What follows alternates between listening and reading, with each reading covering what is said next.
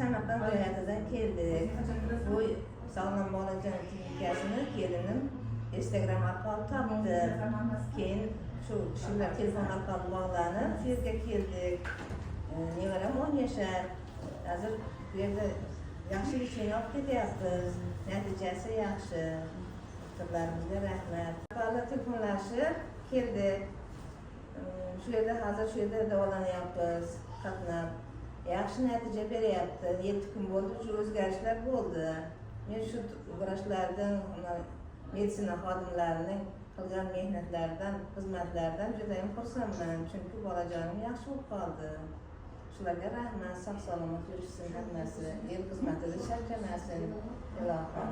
Yaxshi natija bilan ketyapman. Rahmat hammasiga, doktorlarga. Ilohim sog'-salomat yurishsin hammasi, bola-chaqasini o'zini rohatini ko'rib yursin. Yurtimiz tinch bo'lsin.